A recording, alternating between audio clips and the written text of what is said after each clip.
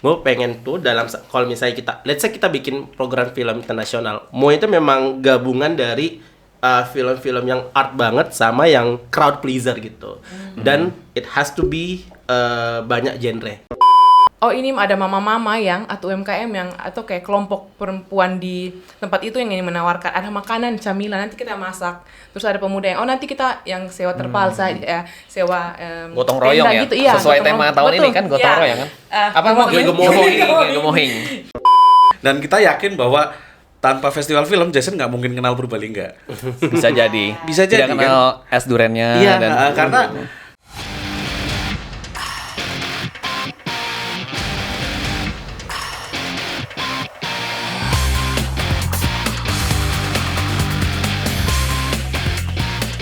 hari ini kita sudah bersama 3 orang. Yang pertama ada dari yang festivalnya paling tua. tua. Mas Nanki Nirvanto dari Festival Film Purbalingga. Lalu yang kedua tertua, yang tahun ini festivalnya berusia 3 tahun ya, edisi ketiga. Betul. Ada Yedi dari Purbalingga Film Festival. Dan yang festivalnya newborn, baru lahir. Newborn. Bayi baru lahir, ada Kozi dari Makassar Cinema Weekend. Yeay. Masih bayi, masih pakai popok. Oke, kita mungkin mulai dari pertanyaan yang paling basic sih sebenarnya, karena menarik juga sih ngeliat posisi kalian kan juga, kalian selain bikin festival juga bikin film gitu di awalnya. Mungkin dari yang tadi yang paling senior dulu nih yang udah edisi keberapa Festival Film Purbalingga? Tahun 2024 ini ke-18. Ke-18, cuma beda 1 tahun sama Jav berarti. Ya, selisih setahun. Mungkin bisa diceritain sih, pengen tahu kayak gimana sih situasi di Purbalingga gitu saat itu sampai akhirnya kerasa bahwa si Festival Film Purbalingga itu urgent buat diadain gitu. Ini sih kalau untuk ngomong Festival Film Purbalingga tidak terlepas dari sejarah munculnya CLC Purbalingga yang saat itu diinisiasi sama Mas Bowo Laksono di 2006, yang memang saat itu memang Mas Bowo hijrah lah ya, dia pulang kampung dari Jakarta, memutuskan untuk pulang kampung ke Purbalingga, terus mencoba untuk kira-kira kesenian apa yang tepat untuk di Purbalingga saat itu. Memang di tahun 2006 di Purbalingga itu memang sama sekali tidak ada kampus saat itu. Paling memungkinkan memang anak-anak SMA itu. Dan saat itu Mas Bowo juga baru kalau nggak salah itu dia udah pernah produksi 1 kali di tahun sebelumnya, tapi saat itu muncullah film Veronica itu yang memang legend lah ya. Di Purbalingga juga itu memang sebenarnya jadi masterpiece-nya film Mas Bowo awal-awal. Dan dari film dari munculnya CLC akhirnya lebih banyak mengajak teman-teman di Purbalingga yang awalnya ngomong audiovisual itu hanya kebutuhan untuk dokumentasi saja. Misalkan hanya untuk misalkan studio itu hanya mereka untuk job mantenan, terus lebih ke dokumentasi acara kalau misalkan study tour gitu, tapi diarahkan untuk membuat film. Nah, dari kurun waktu 2 tahun itu kurang lebih ada 30-an karya film tuh muncul di tahun itu. Jadi merasa bahwa di tahun 2007 dengan karya yang mungkin sudah banyak, kayaknya perlu wadah untuk apresiasi nih. Nah, itu muncul sewaktu itu namanya Parade Film Purbalingga di tahun 2007. Itu cuma 1 hari dari pagi sampai malam memutar semua film-film Purbalingga. Nah, itu yang di situ memang mulai iklim kelihatan tuh anak-anak pelajarnya ada beberapa yang sudah produksi, terus kemudian yang non pelajar juga sudah banyak yang produksi juga. Yang awalnya memang tadi studio manten itu mereka akhirnya bisa produksi film. Ya, tentu dengan tahun 2006 ya teknologi saat itu gitu loh. Nah, akhirnya di 2007 itu diputar tuh semuanya. Kemudian itu sebenarnya juga perayaan 1 tahun ini Purbalingga itu kita punya rekam jejak kalau ngomong soal pemutaran film di kerjasama dengan pemerintah daerah itu. Di tahun itu juga kita merayakan 1 tahun kita bersedih. Jadi yang awalnya CLC difasilitasi oleh Pemda satu gedung yang memang representatif. Kan saat itu kan nggak ada bioskop juga. Ada satu gedung yang namanya kita punya program namanya bioskop kita. Lah itu di gelaran ketiga dilarang sama Pemda. Nah, di satu tahun itu juga jadi perayaan itu sebenarnya. Nah, di tahun berikutnya merasa bahwa kita udah bisa untuk fasilitasi beberapa sekolah. Dengan 2007 itu akhirnya sekolah membuka peluang bahwa kayaknya berarti film bisa tuh untuk anak-anak pelajar SMA di Purbalingga. Akhirnya di tahun 2008 merasa bahwa kayaknya perlu diadakan festival. Nah, dari situ mulai dinamakan Purbalingga Film Festival 2008. Dengan yang kita kaget adalah respon dari teman-teman komunitas lain di luar Purbalingga. Ada dari Jakarta, dari Semarang, Jogja, terus bahkan ya terutama yang paling masif kan Jogja saat itu kan, komunitas film kan. Hampir semuanya datang. Ada Mas Iva juga datang, terus ada Alexi Har, banyak lah, Mbak Lulu, semuanya datang tahun 2008 itu. Nah itu jadi kayak pemantik semangat juga buat teman-teman di Purbalingga, akhirnya kayaknya memang harus tahunan nih gitu. Iya. Nah dari situlah muncul gagasan untuk selalu every year gitu loh, tiap tahunnya kita untuk adain festival. Aku pertama kali datang di 2008 ya? 2009 Oh 2009 pas kamu ngisi workshop itu. Iya. Dan kita yakin bahwa tanpa festival film Jason nggak mungkin kenal Purbalingga. Bisa jadi. Tidak kenal es durennya. Iya, karena Purbalingga walaupun di Jawa jangan ngomong Jawanya ya, tetapi akses dari Jakarta ke Purbalingga itu butuh waktu 8 sampai 9 jam. Sampai saat ini itu loh. Dibandingkan mungkin dengan teman-teman di Kupang, dengan Makassar, mungkin secara bukan di Jawa, tetapi akses mereka lebih gampang. Nah, itu yang sebenarnya sampai sekarang juga jadi masalah buat kita. Ya, bukan masalah besar, maksudnya kita juga, tapi buat teman-teman luar kota yang pengen datang ke Purbalingga sebenarnya. Kita sulit menjelaskan di Purbalingga itu, kalau ke Purbalingga gimana caranya? Gimana ya? Gitu. Masih stasiun kereta nggak ada, bandara mati, nggak berjalan itu. Jadi itu juga jadi masalah. Oke, waktu berarti kan di awalnya itu sebenarnya seperti festival-festival di era itu lumayan terdorong dengan transisi ke era digital yang akhirnya mempermudah banyak hal gitu kan. Nah sekarang pengen tahu dari teman-teman di Kupang nih, ini kan 3 tahun dan situasinya pasti udah berbeda banget dengan Purbalingga di tahun 2007 gitu. Kalau kamu apa yang mendasari akhirnya bikin Flobamora Film Festival? Iya, jadi Flobamora Film Festival sebenarnya lahir dari sebuah mimpi kegelisahan dari teman-teman. Selain komunitas film Kupang sebagai inisiator, kami juga bertemu dengan teman-teman filmmaker di Nusa Tenggara Timur, terus komunitas di Nusa Tenggara Timur yang memang selama ini mereka memproduksi film tapi tidak tahu mau kemana kayak gitu. Ya paling mereka akan distribusinya ke YouTube atau ke ya cuma disimpan di drive kayak gitu. Kemudian di tahun 2021 itu pas pandemi, kemudian kami punya pemutaran film reguler namanya Jumat di Garasi. Karena sudah pas itu Covid tidak bisa bertemu, tidak bisa bikin pemutaran di markas. Jadi kami rasa kita harus buat sesuatu nih biar film-film ada kita putar film lagi tapi online. Nah, kemudian film online tapi kita programnya film Nusa Tenggara Timur semuanya kayak gitu karena selama ini pasti ada film Nusa Tenggara Timur yang belum pernah, bahkan KFK sendiri di Kupang, di NTT belum nonton kayak gitu. Jadi waktu itu diputar dan ternyata animonya cukup tinggi. Jadi banyak yang kirim filmnya dari waktu itu dari Lembata, kemudian kalau tidak salah dari Momere, dari Kupang juga ada. Itu 1 hari acaranya? Cuma waktu itu sebulan kah? Betul lupa. Itu ada beberapa kali, 2 kali pemutaran kalau tidak salah dengan diskusi online. Jadi kita putar tapi karena kita tidak punya platform tertentu, platform online, jadi kita putarlah di Instagram. Jadi streaming di Instagram. Itu lalu putar film pendek Nusa Tenggara Timur, lalu setelah itu kita berpikir bahwa ini film-film banyak nih, bagaimana kalau kita bikin satu pemutaran film yang lebih besar kayak gitu. Tapi di titik itu kamu udah nyadar nggak? Kamu udah nyadar bahwa sebenarnya di film di NTT itu udah ternyata sebanyak ini atau justru baru nyadar?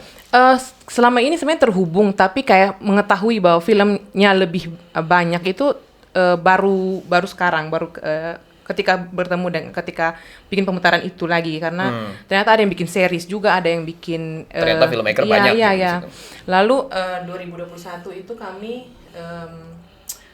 memutuskan untuk bikin, memang mirip juga dengan Purbalingga, namanya Parade Film NTT. Itu kami memutar 40 film Nusa Tenggara Timur. 40 ya, hampir 40 film dan series juga. Setelah itu barulah lahirlah Filmora Film Festival. Karena ternyata itu 2 hari kita dapat 300 penonton. Dan itu waktu itu pasca pandemi. Jadi kami rasa bahwa ini orang NTT juga pengen tahu karya-karya film NTT. Jadi kita perlu nih adakan wadah yang lebih besar lagi, wadah apresiasi yang lebih besar. Karena keluhan dari teman-teman di filmmaker Nusa Tenggara Timur juga itu, wadah apresiasi untuk film mereka tuh tidak ada, bahkan tidak ada sama sekali. Terus bagaimana kalau kita coba dorong ruang untuk bisa bertemu antara filmmaker, antar penonton dan film juga, karena kalau di Kupang nih kalau dapat hak istimewa juga akses dari mana orang dari luar Kupang datang ke Kupang, dan kami rasa bahwa perlu untuk ada festival film. Lahirlah Filmora Film Festival di tahun 2020. Nah, itu edisi pertama tadi 300 penonton. Itu di Parade 300 penonton. Sekarang berapa? lebih. Tahun ini berapa penontonnya? Puji Tuhan. Puji Tuhan kemarin 1.300 penonton. Kebetulan aku juga di sana kan Iya. dan melihat sendiri. Betul. Kayaknya aku datang di tahun yang pas kayaknya. Iya. Puji Tuhan. Semoga tahun depan. Paling pecah sih tahun ini. Kakak yang sudah bersama kami dari awal ya? Iya, dari 2002 Dari Tiga. edisi kedua. edisi Oh, kedua. dari edisi kedua, Iya, ya. tahun lalu. Itu sangat berbeda sih. Animonya beda banget. Iya. Ya karena kemarin kita 2023 kemarin kayaknya waktunya kurang tepat di Desember. Hujan. Jadi kayaknya memang harus memilih waktu yang di tengah tahun yang panas. Pas angin-angin Australia. Betul, ya. iya. Turunnya tuh di pesawat, waduh ini gimana bisa mendarat atau tidak gitu sih, Kak. Kalau Kalau ngomong waktu juga, FFP juga akhirnya dulu memang itu di pertengahan tahun, karena memang satu program kita yang layar tancap itu kita pernah nyoba kita di bulan Mei, terus kemudian maju Juli, Agustus sampai dengan Oktober, akhirnya mundur lagi tuh. Karena jadi semua pertimbangan bulan cuaca. udah pernah dicoba. Iya, betul. lebih ke cuaca. Itu yang sebenarnya mungkin kita juga Filmora juga kayaknya tahun depan akan kayak gitu karena ada program satu juga kan yang layar tancap itu apa? Bioskop keliling. Bioskop Pasiar. Pasiar ya. Ya. Kalau Makassar gimana nih? Makassar kan sebenarnya maksudnya secara kayak kultur sinema udah lebih lama ya. Maksudnya Mas Riri juga dari situ. Ya. Ada udah banyak filmmaker, Mas Yandi juga dari situ gitu. Terus kayaknya ini festival pertama ya. Festival film pertama di Makassar atau Sebenarnya festival film di Makassar tuh udah ada, tapi festival film yang mutarin film-film internasional itu setahu aku cuma Makassar Cinema Weekend sih. Oke, sebelumnya apa emang kalau yang Sebelumnya pernah ada Pekan Film Makassar. Kalau Pekan Film Makassar itu memang, tapi sekarang udah nggak ada. Dulu sempat di tahun 2015 sampai 2018 kalau nggak salah. Itu dia memang kayak mengumpulkan filmmaker di Makassar, terus kasih workshop, terus mereka kayak memutarkan film itu dan benar-benar jualan tiket. Dan animenya juga luar biasa sih. tahun berapa yang itu nih? Itu kayak 2015 sampai 2018, gue Oke. agak lupa. Soalnya waktu itu gue belum masuk di Hasan Perfilman Makassar. Oh, oke. Sebenarnya gue baru banget. Gue tuh baru masuk ke apa skena ini tuh tahun 2020 pas pandemi. No, 2019 ketika lagi develop Liga Liku Laki. Oke. Nah, tapi sebenarnya sebelum itu aku bisa bilang kalau ngelihat perfilman di Makassar tuh lumayan aktif gitu. Dan akhirnya during that time memang aku nggak ada. Aku jadi aku dulu di Jakarta dan di Bandung kurang lebih 7 tahun. Nah, memang 50% waktu gue tuh hanya nonton. Dulu di Jakarta gue kalau udah office hour pasti akan ke Kino Forum atau ke Kino Sorus, ke film festival, Dulu semuanya nggak belum kerja di film berarti kerja lo belum. Gue dulu graphic designer. graphic designer.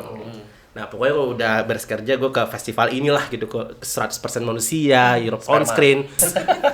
Dan akhirnya gue kayak, wah ini apa kebiasaan yang gue suka banget gitu. Dan akhirnya gue ngerasa kayak itu festival-festival ini yang nge-trigger gue akhirnya untuk bercerita juga, untuk bikin film juga gitu. Kayak seru deh kalau misalnya gue bikin film tentang isu A, B, C, D gitu, tapi lanskapnya itu di kota Makassar, orang-orangnya orang Makassar gitu kan. Akhirnya gue pulang karena emang gue pengen bikin Lika Liku Laki. Terus pas gue pulang ke Makassar kayak gila men, kayak kebiasaan gue tuh pada jadi hilang gitu. Gue jadi nggak ada ruang buat gue untuk nonton, nggak ada ruang-ruang alternatif, dan akhirnya gue kayak kayak bosan gitu di kota Makassar kan ya. Akhirnya aku bikinlah sebuah komunitas namanya Kinefilia. Jadi waktu itu emang Kinefilia hadir ketika gue udah jadi filmmaker. Dan udah kenalan sama beberapa filmmaker di Makassar, dan gue ngerasa kayak kita kan di Makassar itu banyak filmmaker ya, banyak banget dan aktif gitu. Ada yang udah bikin film panjang dan penonton siapa sih abang-abangan skena film Makassar? Gue sebutin aja, ada Zada Maldinurdin, ada Andi Burhamza, ada Rere Artutonik, ada siapa lagi ya? Rahmat Hidayat Mustamin, Veranda Monica, dan bahkan tuh orang-orang yang sekarang udah bekerja sebagai divisi lain selain sutradara, kayak jadi perekam suara, mereka tuh pernah jadi sutradara juga, dan mereka tuh bikin film. Dan akhirnya gue kayak, yuk kita bikin ini yuk, kayak program film pendek, dan kita kayak mutarin film-film debut kita, film-film pendek pertama kita. Dan pas kita putar kayak, wah gila ya, banyak yang datang gitu. Dan waktu itu pandemi, jadi kayak wah ini seru nih ngelihat sinema di Makassar. Akhirnya ketagihan tuh, gue mulai mengumpulkan film-film pendek yang dari filmmaker yang gue kenal, dari yang di Jakarta, yang Surabaya, dan gue ngumpulin dan bikin program film pendek, dan ngelihat kayak wah ini seru banget gitu. Dan memang sesimpel, lo tau gak sih, kayak lu suka banget sama film terus kayak pengen nunjukin dan buat ngelihat ekspresi mereka aja gitu. Kayak gitu. Sesimpel itu kehadiran Kinefilia sebenarnya. Dan akhirnya kita kayak iseng, yuk kita bikin film festival yuk, Makassar Cinema Weekend gitu. Akhirnya kita bikin lah tahun ini. Tapi kenapa weekend? Kenapa tidak week? Tadinya memang week, tapi karena memang pas dikasih tahu ya birokrasi ya tidak membiarkan kita untuk melakukan itu. Jadinya cuma 2 hari doang. Tapi memang kehadirannya menjadi penting karena gue ngerasa bahwa di Makassar itu banyak filmmaker, banyak aspiring filmmaker, banyak emerging filmmaker yang muda-muda dan aktif banget bikin film. Tapi mereka tuh kayak nggak tahu mau bikin film kayak apa. Mereka tuh cuman punya referensi yang sangat narrow gitu. Sukanya Wong Kar-wai doang, sukanya kayak sutradara ABCD gitu. Tapi mereka nggak tahu kalau film pendek tuh kita tuh bisa begini loh, kita tuh bisa bermain-main kayak gini loh, gitu-gitu. Dan akhirnya menjadi penting buat ditunjukkan ke orang-orang ini. Ya tidak cuma pembuat film sih, tapi juga film goers gitu. Dan ternyata banyak banget yang pengen nulis, pengen kritik film gitu. Nah itu semuanya tertrigger gara-gara rangkaian acara ini. Makassar Weekend ya. Oke. Itu kan kalau programming lu berarti muterin film dari mancanegara atau? Jadi kita tuh kemarin tuh kita ada program film pendek internasional, ada 2, dan memang itu pure aku benefiting my own privilege as a filmmaker. Maksudnya gue minta filmmaker koneksi pribadi. Film-film dari teman-teman yang gue kenal yang filmmaker juga. Dan kita juga kemarin ada program film pendek Indonesia Timur, Sinema Timur hari ini. Jadi kita bener-bener kayak ada 7 atau 8 film pendek, dan kita manggil sutradaranya datang ke Makassar, tapi tidak specifically ngomongin filmnya, tapi tentang sinema kita hari ini gitu sih. Jadi seru gitu. Tapi memang aku sih ekspektasinya bisa lebih lama gitu, tapi ya tidak mungkin kan. Ya semoga tahun depan ada Makassar Cinema Week lagi. Amin. Nah ngomong-ngomong soal programming gitu, kalau di Flobamora emang apa sih film-film yang dipilih dan tujuannya itu apa? Kalau tadi kan Kozi bilang sebenarnya pengen supaya si filmmaker di sana tuh nyicipin rasa yang macam-macam gitu, biar punya referensi gitu. Kalau di Flobamora gimana? Apa yang dicari, apa yang diputer, tujuannya apa gitu? Kurang lebih hampir sama dengan Kak Kozi. Jadi memang di Flobamora itu khusus filmmaker Nusa Tenggara Timur memang perlu untuk ada referensi yang segar juga untuk mereka, karena ruang pemutaran di Nusa Tenggara Timur sudah tidak banyak. Kemudian mereka juga otodidak gitu. Jadi selain untuk filmmaker, kami juga rasa bahwa ada film-film yang berkualitas, film-film yang bagus sekali di luar sana yang bisa ditonton oleh penonton di Nusa Tenggara Timur. Jadi kan sebenarnya sebelum ada Flobamora pun kami sudah melakukan programming di Jumat Garasi. Jadi melakukan programming film film pendek yang ada di Indonesia. Jadi ada topik-topik, ada tema-temanya. Misalnya ada fokus ke siapa, sutradara siapa, kemudian kepada isu tertentu, kemudian sudah dengan diskusinya kayak gitu. Karena pendekatan pendekatan film di NTT juga sedang berkembang. Jadi memang untuk explore dan lain-lain masih bisa dikembangkan lagi beta rasa. Jadi ketika filmmaker bertemu dengan film-film yang semacam yang kemarin program di Flobamora, ternyata dapat banyak insight juga kayak gitu, dapat banyak gambaran, kayak ada yang keluar dengan itu film apa tidak mengerti, tapi kemudian mereka akan omong terus kayak gitu. Jadi jadi perbincangan, jadi tidak berhenti di karena festival. memang gitu kan filmnya. Kita bisa nonton nggak nyangkut di saat itu, tapi kemudian hari besoknya. Tapi memang penting dibuat terganggu dulu pikirannya, benar, sehingga kayak mereka tuh pengen ngulik gitu. Kok bisa ini dikatakan sinema gitu? Karena gue pun juga begitu. Gue ingat banget gue pertama kali nonton Karanak Sebatang Pohon, gue kayak apaan nih gitu. Tapi itu ada lingering. McDonald jatuh. Iya, tapi itu lingering banget di kepala gue. Terus kayak bener-bener kayak jadi ngulik gitu. Kok ini bisa bagus gitu. Dan akhirnya baca banyak resensi film dan segala macam. Jadi kayak ternyata itu film ini tuh pengen ngomongin ini tapi dengan cara seperti ini. Jadi kayak waktu itu gue kayak mind blown banget, dan gue jadi ini lagi tertrigger lagi untuk nonton banyak film pendek setelah itu gitu. Iya. Betul. Ini satu hal yang menarik juga dari kemarin datang ke Flobamora Film Festival, dan yang aku rasain di Festival Film Purbalingga juga sebenarnya. Ketika diputar film-film pelajar itu kan yang datang teman-teman sendiri, dan itu kayak rasanya kayak di stadion nih, karena yang datang teman-teman sendiri dan mereka menonton diri mereka sendiri gitu. Nah, kalau dari Festival Film Purbalingga kenapa memilih, apa sih yang dicari gitu dari situ? Ya mungkin agak berbeda ya, di Purbalingga itu memang spesifik kalau ngomong soal komunitas film di luar pelajar yang produksi ya. Ketika ngomong produksi tidak tumbuh berkembang dengan semestinya itu. Maksudnya memang jatuhnya memang ya kota Purbalingga itu kota kecil, orang juga jangankan ngomong film, kampus aja sampai sekarang ya baru ada sekarang gitu, dan itu cabang semua, nggak ada yang kampus utama itu. Dan biasanya kan kalau ngomong soal di luar pelajar SMA itu biasanya yang pertama kan muncul dari si kampus dulu kan, triggernya pasti dari situ, akhirnya banyak muncul komunitas produksi. Yang menyebabkan bahwa Festival Film Purbalingga menjadi penting untuk membuat Purbalingga program utama, yaitu dari ketika ngomong pembuatan film, yaitu dari pelajar SMA itu sendiri itu. Jadi semua film yang kita putar di Festival Purbalingga fokusnya ke pelajar. Adalah pelajar, okay. Pelajar. Kayak misalkan dulu Jason pernah kita undang di Purbalingga. Tujuannya bukan ngomong soal filmnya Jason ini, tapi saat SMA seperti apa. Bertukar pikiran kenapa kok memilih untuk film, terus kemudian gimana saat itu sampai bolos gitu ya.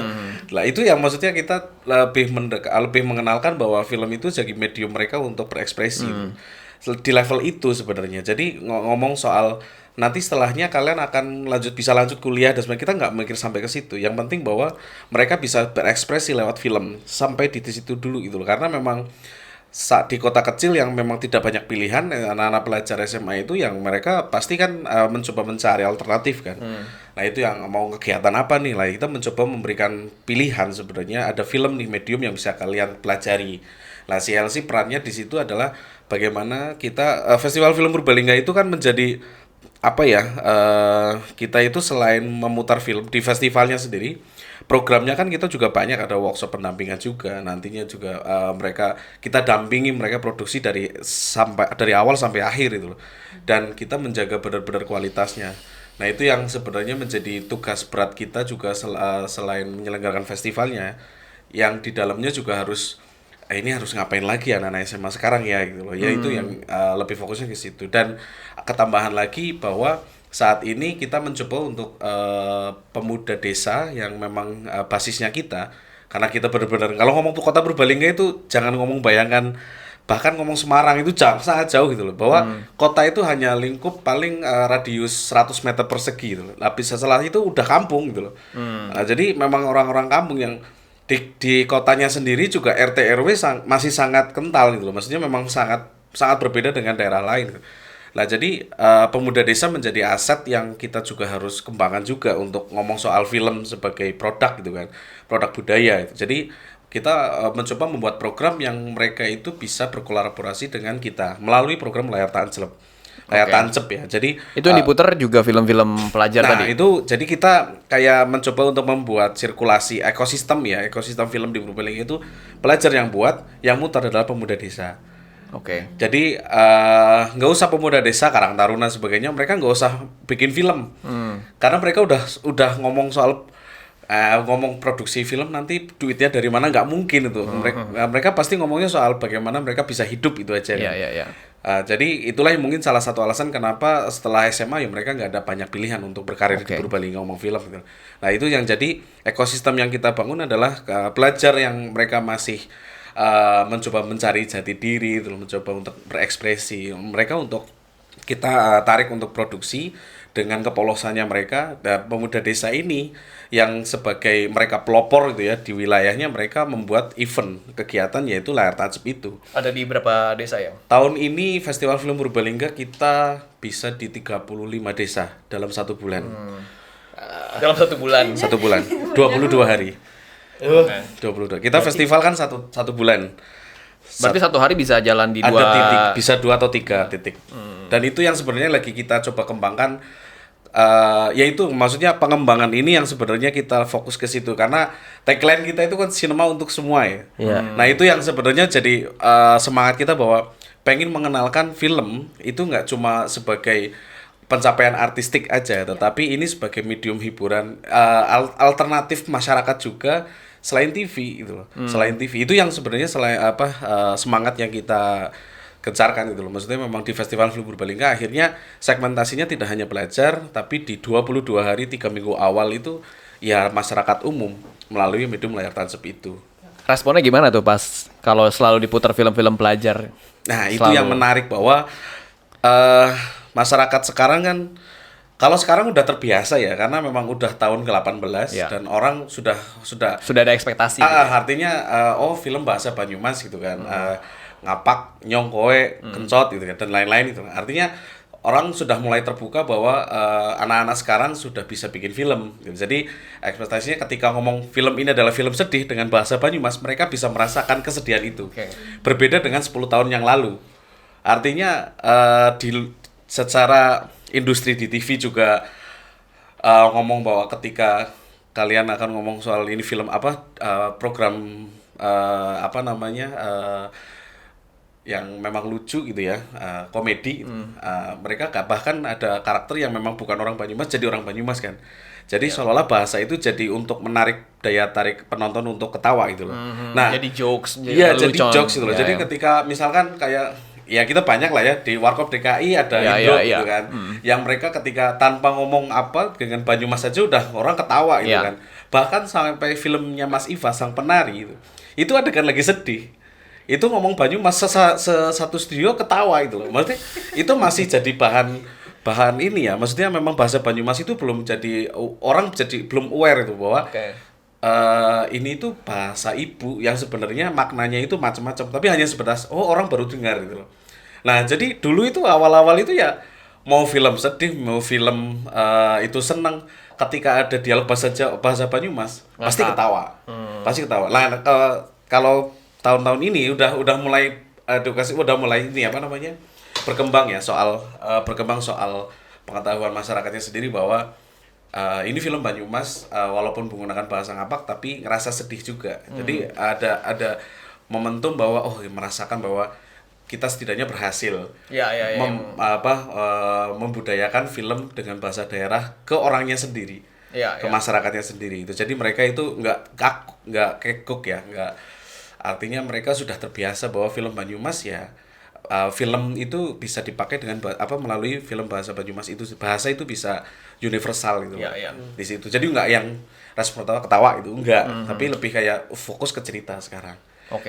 Secara respon luar biasa lah. Nah, itu ngomong-ngomong soal tadi layar tancap di Pulau Babora kan juga ada bioskop Pasiar. Nah, itu gimana Kak? Gimana sih kamu melibatkan Kalau tadi kan melibatkan Karang Taruna, Iya. gitu. Kalau di NTT itu gimana? Jadi sebenarnya ini tahun ketiga juga kami keliling dengan. Jadi sebenarnya ini semangat. Sebenarnya program ini adalah cerminan dari program-program yang sudah dilakukan di KFK, di Komunitas Film Kupang. Jadi sebelumnya kami ada layar Merdeka itu berkeliling juga itu waktu itu kami di Timor, itu sampai ke Malaka, Keva Menanu, kemudian ke Amphoang juga. Jadi itu benar-benar ke desa-desa kayak gitu. Jadi orang-orang tuh waktu sebelum Itu beda pulau atau? di Timor, Kak, di Timor, Oh, di di Timor, Timor. oke. Jadi Kupang tuh di Timor, Pulau Timor gitu. Pulau. Nah, Pulau Timor itu layar Merdeka itu kami memang semangatnya adalah ingin supaya semua orang punya akses yang sama terhadap film yang bagus kayak gitu, yang baik, yang baru untuk mereka. Dari berangkat dari situ juga akhirnya kami coba untuk kembangkan juga di Film Film Festival namanya Bioskop Pasiar. Nah, itu kami melibatkan pemuda lokal juga, kemudian pemerintah setempat, sama sebenarnya KFK juga, Mas, dengan teman-teman komunitas kreatif di Kupang kayak gitu. Memang kemarin jadi kami sudah memutar kemarin itu di kalau tidak salah 15 titik tahun ketiga ini. 15 titik dan kayak napasnya kurang panjang dibandingkan dengan Purbalingga. Aduh, kalau 35 pusing Tipes. juga. Waktu di pemutaran kedua udah tidak sanggup. Yang diputar apa kalau di Film pendek juga, Kak. film pendek pelajar juga? Pelajar juga, kemudian film yang dari film-film yang pernah putar di Filmora juga di tahun-tahun sebelumnya, sama yang film-film KFK kayak gitu.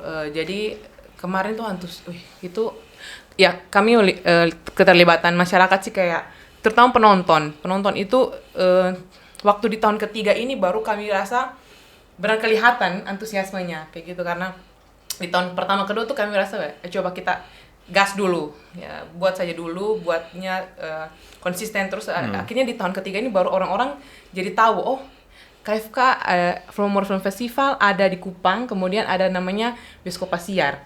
Nah, terus ada yang DMK, ini mau di siku mana dok Kak, kayak gitu kayak, atau kayak Kak putar di Bakunase kapan Kak, atau di mana Banyak gitu. request, Iya, request request. jadinya. Jadi kayak sekarang jadi lebih kenal. Jadi kami rasa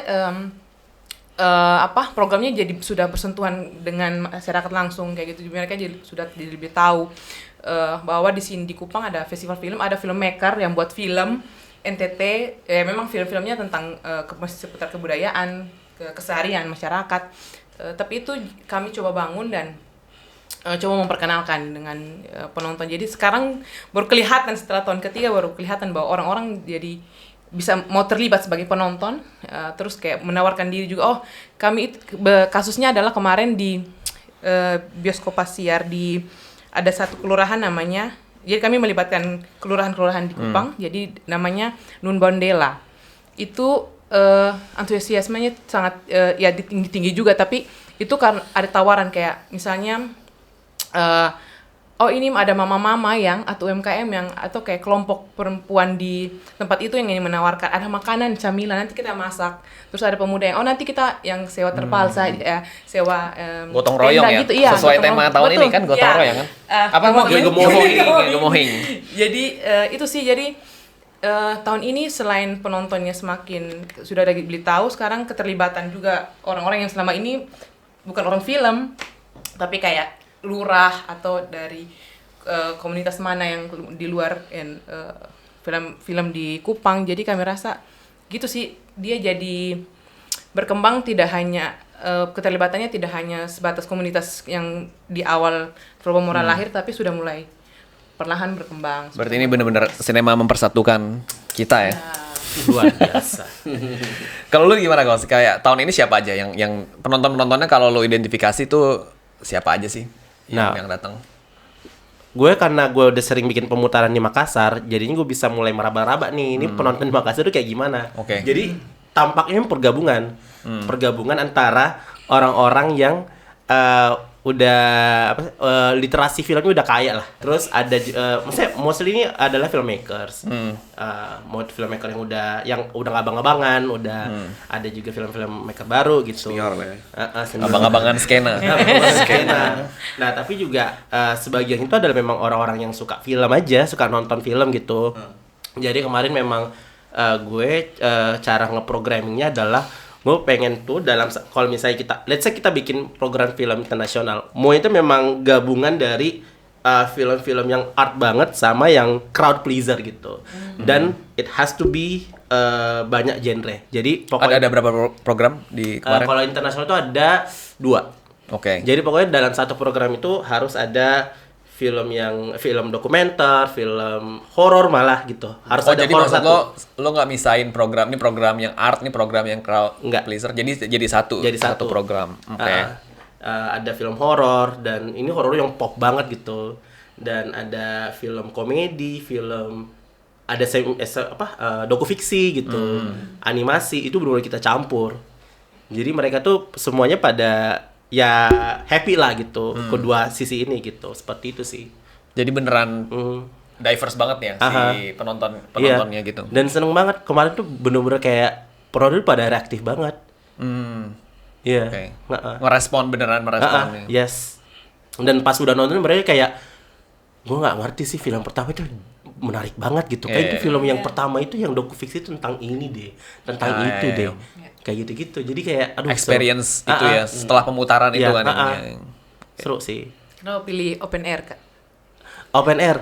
Nah, pemutarannya selalu semuanya open air. Enggak, kalau jadi kita tuh yang international short program tuh open air cinema. Biar ala Piazza Grande gitu loh, Karno gitu kan. Agustus pula kan panas gitu kan. Udahlah, enggak, lebih ke karena kalau kita di indoor kayaknya space-nya kurang dan jadi kita karena kita kan di rumah Art Space kemarin. Kayaknya kalau misalnya kita di halaman belakang kayaknya lebih seru deh, bisa nampung 100 sampai 150 orang gitu dan beneran segitu yang datang, ada yang nggak dapat kursi malah berdiri gitu. Jadi Ada yang manjat tembok, Kakak? Apa? Ada yang manjat tembok melihat. Iya. Itu sampai Stadion. Iya, kayak nonton bola. tapi seru sih. Dan tadinya gue juga kayaknya gue nyerah deh. Kayaknya gue nggak sanggup deh bikin festival ini. Tapi akhirnya pas ngelihat penontonnya jadi rewarding banget kayak kayaknya tahun depan harus ada sih. Oke, jadi kita balik lagi ke pertanyaan yang tadi udah sempat dibahas soal semangat kan. Lu pengen bikin Makassar Cinema Weekend di tahun depannya. Tapi ini udah terbukti di tahun ke-18 tadi ya. Apa yang bikin tetap semangat di tahun ke-18 ini? Yang membuat semangat ya saat kita menjalankan program layar tancap itu ya. Artinya sebenarnya banyak orang yang butuh ini sebenarnya. Lebih ke situ semangat itu ya. Karena tagline karena sinema untuk semua itu yang sebenarnya ketika pemuda desa mereka menganggap bahwa ini bisa jadi tontonan juga buat warganya juga. Terus kemudian pelajar yang bagaimana mereka semangat juga untuk produksi gitu loh. Yaitu yang sebenarnya dua program ini yang sebenarnya tidak mungkin kita akan selesai gitu loh. Itu aja sih sebenarnya. Selagi pelajar memang mereka masih ada semangat untuk produksi, selagi masyarakat terutama pemuda desa juga yang semangat untuk memutar film, Festival Film Purbalingga kayaknya akan tetap ada. Oke, jadi semangatnya ketika berhadapan langsung dengan warga itu ya Iya, yang bikin. justru ya mungkin teman-teman festival lain juga sama dengan ketika bertemu menontonnya kan. Kalau sudah selesai festival kita capek, ngapain sih kita bego-bego bikin festival gitu. Ngapain sih kita capek-capek ini tuh. Tapi setelah itu balik lagi semangatnya mesti memang kayaknya tiap tahun kita menyesali apa yang kita lakukan tapi juga kembali lagi tahun depan gitu loh. Maksudnya kayaknya kayak gitu lagi deh. Apalagi kan struggling banget kan di daerah gitu kan, ngapain kita capek-capek layar tancepan pakai motor ke sana ke sini gitu. Banyumas Raya melewati kabupaten gitu. Kayaknya tapi kok tahun depan dilakuin lagi gitu. Memang kita masokis ya, suka bisa diri sendiri. Iya, beko lagi. Tapi ngomong-ngomong kalau mau nonton apa yang diceritain Mas Nangki itu bisa di dokumenternya Yuda ya? Apa ada Balada Bala Cinema. Balada Bala Cinema. Iya. Itu di film dokumenter itu ngikutin perjalanan kalian memutar film di desa-desa kan? Iya. Sama penyelenggara festival. Seru banget. Kalau kamu gimana di Volbamora? Sama atau Iya. ada yang beda? Ya karena apa ya sama juga sama kayak kanan Ki. Jadi memang kayaknya nanti sama terus nih. Memang karena memang berangkat dari semangat di komunitas, semangat organik dan lain-lain. Jadi kami rasa bahwa kemarin itu sempat ada kayak lucu-lucuan kayak gitu, katong nih ada duduk diam-diam tapi katong mau bikin festival gitu, terus pusing dan capek dan lain-lain. Tapi ketika sudah terjadi, sudah terlaksana festivalnya, orang banyak yang datang, antusiasmenya tinggi, kolaborasi jalan, itu kayak langsung wah, kita punya kerja keras tidak sia-sia kayak gitu. Jadi semangat kolektif itu sih yang kami rasa yang bikin kami ingin terus jalan kayak gitu. Jadi kalau misalnya tidak ada semangat ini di awal, Flobomora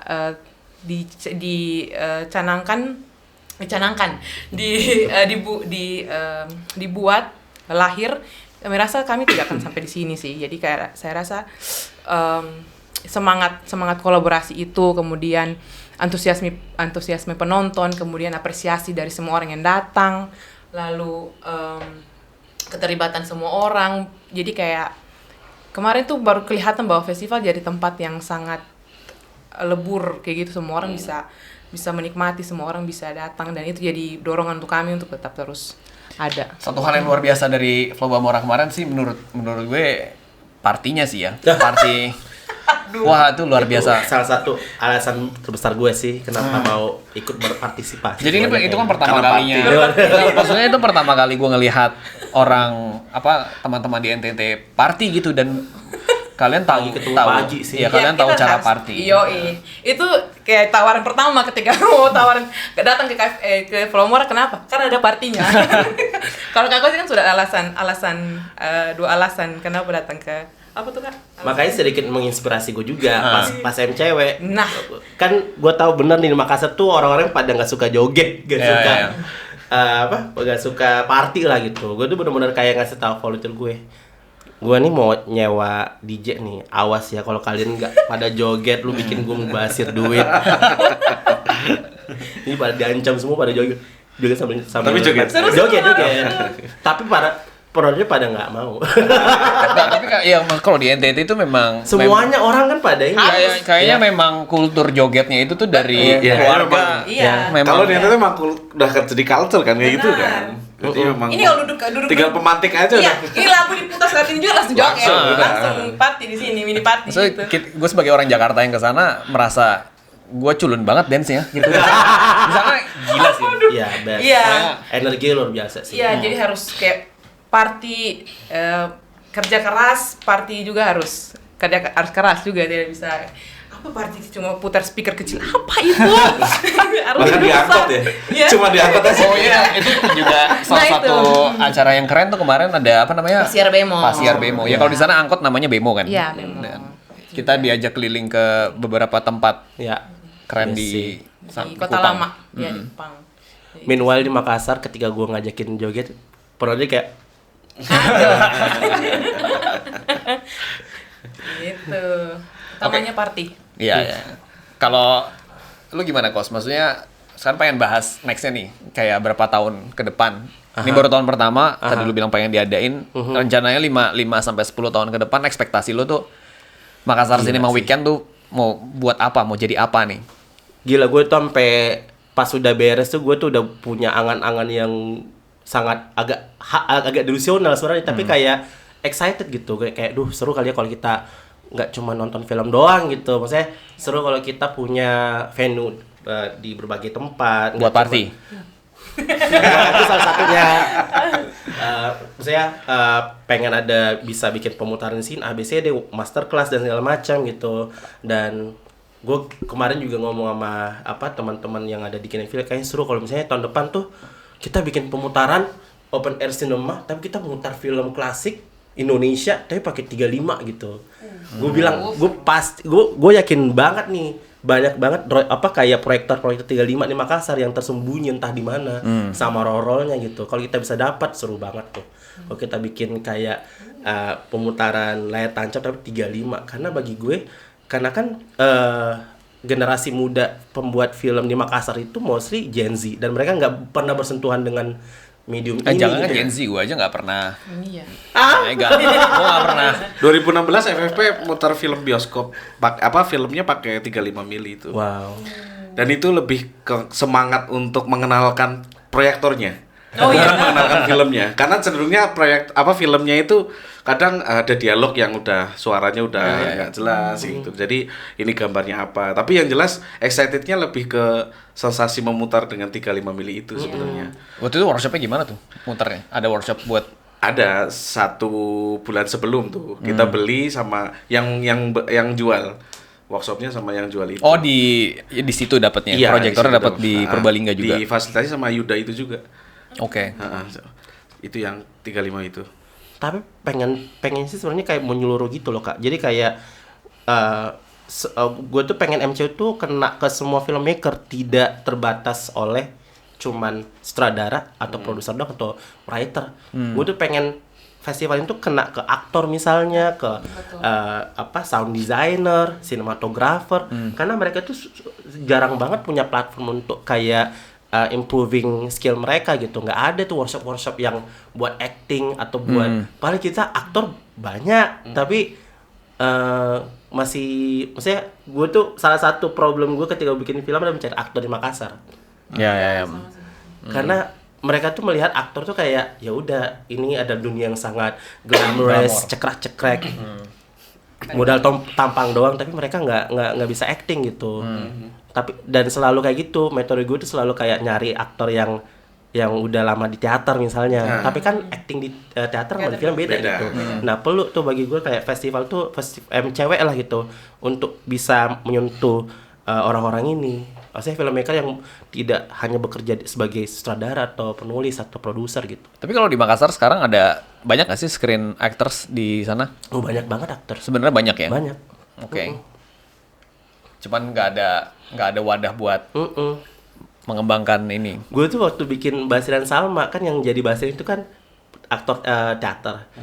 Itu susah banget bagi gue untuk convince ke dia bahwa acting dia tuh bagus. Karena bagi dia acting yang bagus udah yang tebal banget kayak Karena teater ya. Iya, harusnya gue nangis di sini gitu. No gitu. Acting di film tuh beda gitu. Kayak gitu. Nah, butuh bagi gue tuh aktor-aktor ini belajar bahwa acting di film tuh beda. Nah, itu kan kalau di Flow Bamora tuh ada workshop juga kan yang kita mentorin juga gitu. KFK Film Lab. Kita belum lihat. Ya. Itu tuh boleh diceritain nggak sih? Itu workshopnya awalnya gimana dan apakah itu juga jadi salah satu fokus kalian beberapa tahun ke depan gitu?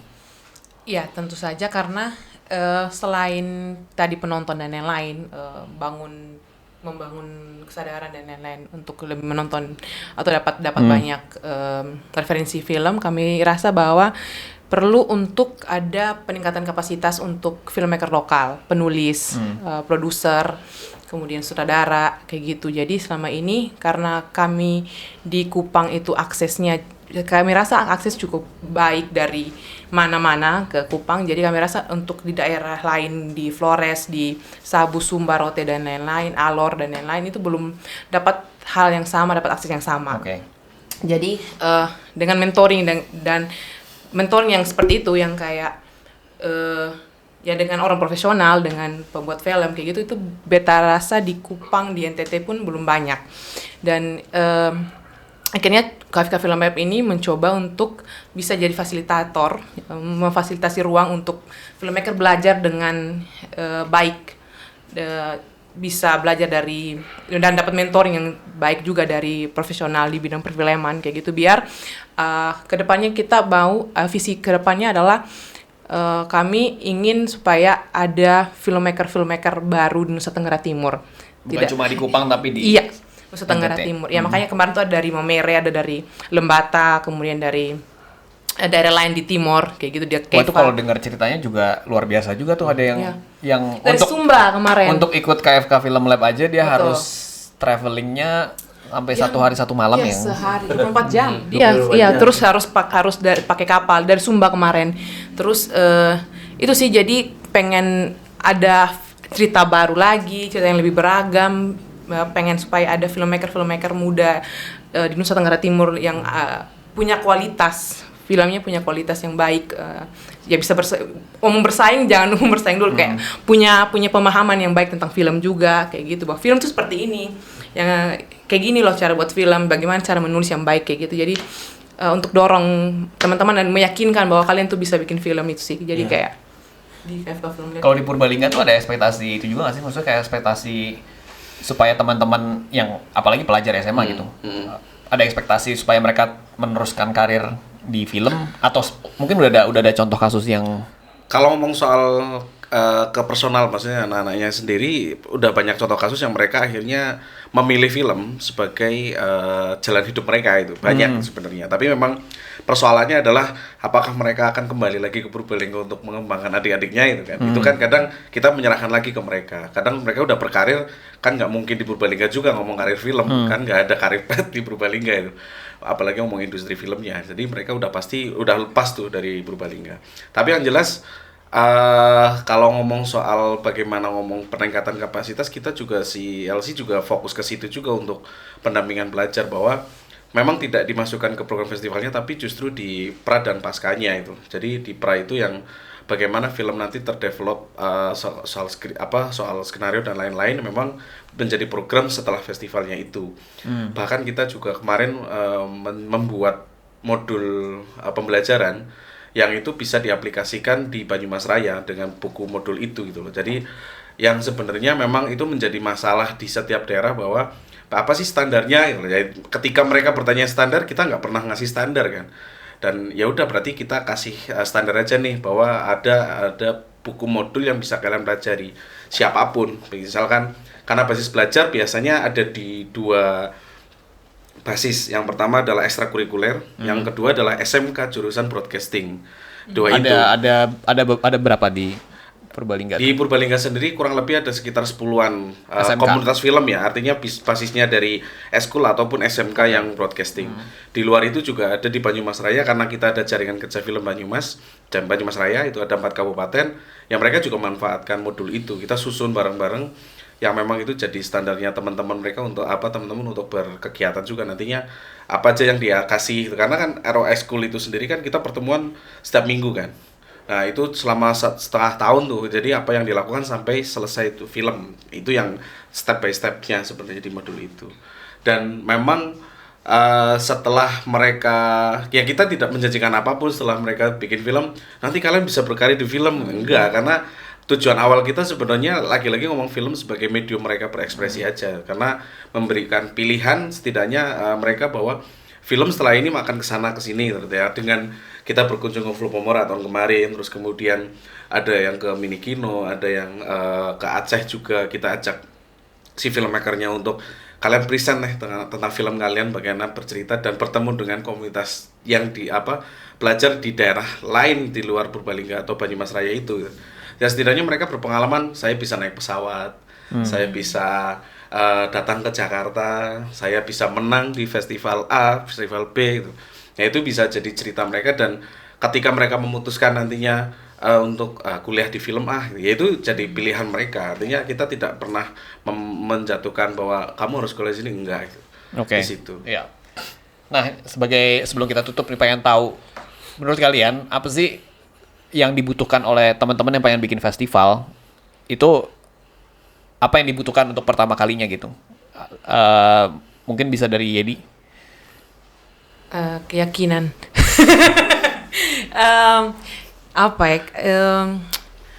Apakah tadi misalnya kan kalian juga dari komunitasnya ada komunitasnya masing-masing gitu. Apakah itu yang diperlukan gitu untuk bikin festival? Komunitasnya harus ada dulu. Kalau mungkin kasusnya itu kayak Kak Kozi sih, tapi kalau di KFK sendiri kalau sebenarnya dari yang dibutuhkan itu komitmen dan konsistensi sih. Kayak gitu. Kalau misalnya pengen bikin pemutaran, ya coba bikin pemutaran di komunitas. Kemudian berangkat pelan-pelan, kayaknya mulai ada ruangnya semakin besar, kayaknya akan lebih besar juga ruang apresiasi atau ruang pemutarannya lebih besar.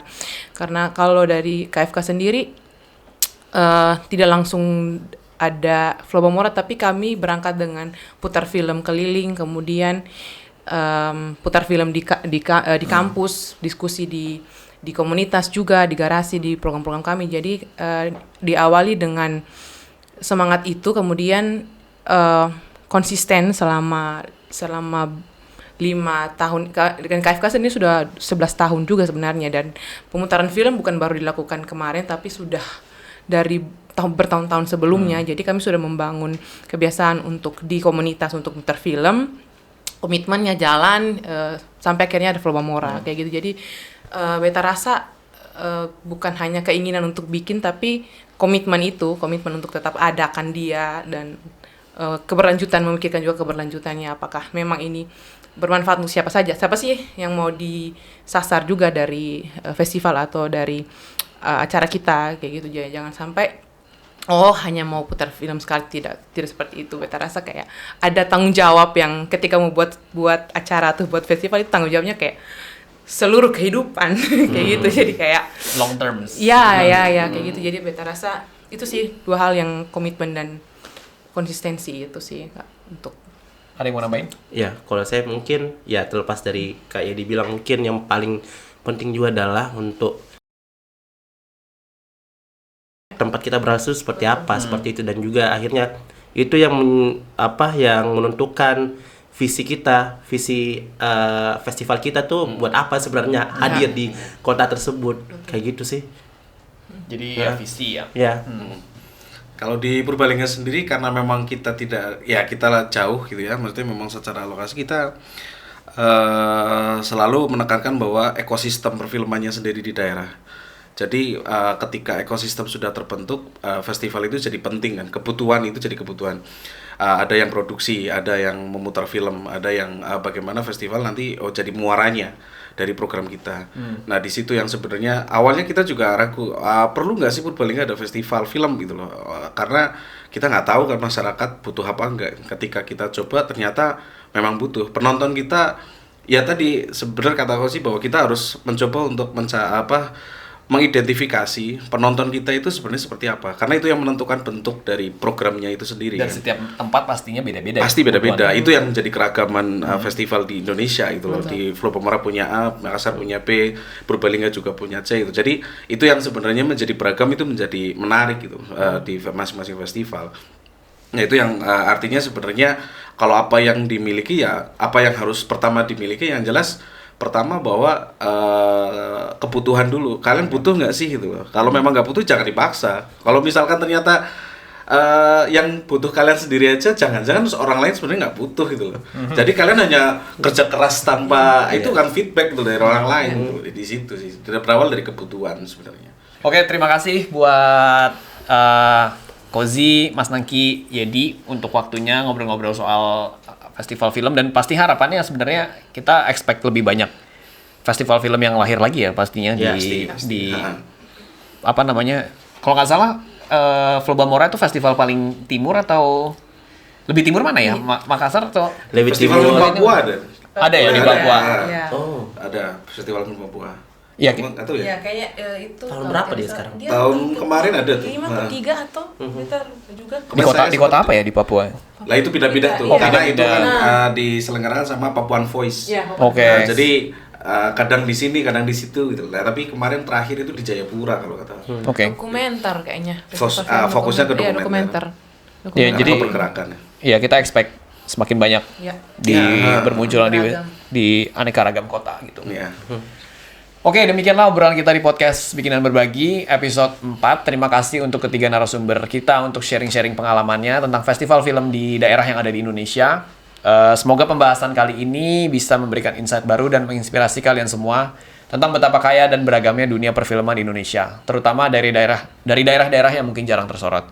Terima kasih juga sudah mendengarkan hingga akhir. Jangan lupa untuk subscribe channel YouTube Studio Antelope dan share podcast ini ke teman-teman kalian yang juga pecinta film. Dan beritahu kami pendapat kalian melalui kolom komentar atau media sosial kami. Terus berkarya dan sampai jumpa di episode berikutnya. Terima kasih.